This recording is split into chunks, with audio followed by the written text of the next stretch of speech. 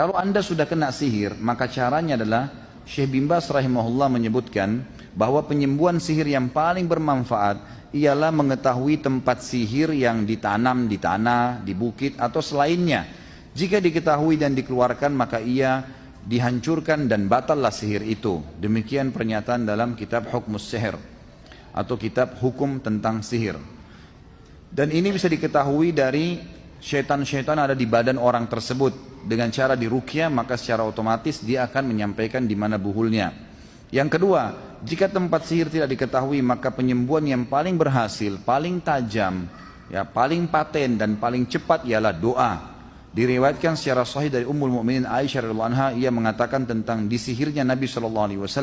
Terbayangkan oleh Nabi bahwasanya beliau melakukan sesuatu padahal beliau tidak melakukannya. Hingga pada suatu hari atau suatu malam Rasulullah SAW berdoa kepada Allah, kemudian berdoa, sampai akhirnya Allah menunjukkan penyihir dan buhulnya. Karena itu orang yang sakit hendaklah senantiasa berdoa, bersungguh-sungguh berdoa dan komitmen dengan adab-adab doa, yaitu berwudu, menghadap kiblat dan mencari waktu-waktu terkabulkan doa, seperti sepertiga malam yang terakhir. Allah Subhanahu wa taala berfirman dalam Nabi SAW menjelaskan, dan Allah berfirman dalam hadis qudsi, man yad'uni fa astajiba lahu, man yas'alni fa utiyahu, man yastaghfiruni fa aghfiru lahu. Kalau sepertiga malam siapa yang bangun dan dia berdoa kepada aku, saya akan kasih. Siapa yang meminta aku kasih, siapa yang punya hajat aku penuhi, dan siapa yang beristighfar aku ampuni.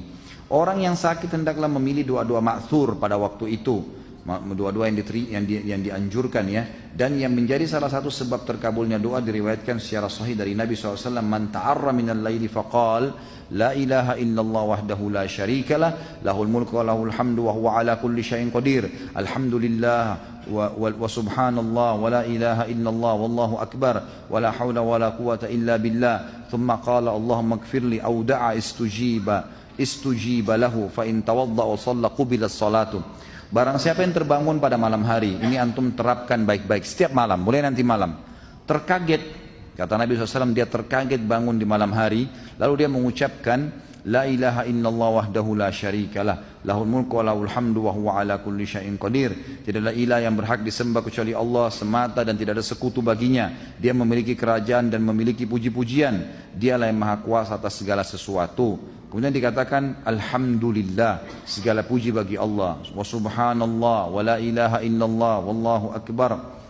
Maha suci Allah, tidak ada Tuhan yang berhak disembah kecuali Allah, dan Allah maha besar. Wala haula wala quwata illa billah, dan tidak ada daya dan kekuatan kecuali milik Allah. Kemudian dia membaca ya Allah ampunilah aku, atau dia berdoa apa saja maka pasti diterima oleh Allah. Dan kalau dia berwudu lalu dia sholat, sholatnya akan diterima.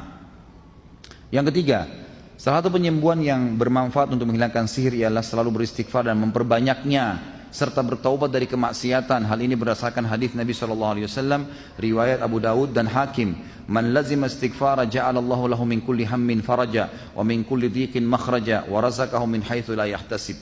Barang siapa yang senantiasa beristighfar kepada Allah, maka Allah akan memberinya kelapangan dan tiap-tiap kesusahannya, dan jalan keluar dari tiap-tiap kesempitan, dan memberinya rezeki dari arah yang tidak disangka-sangka.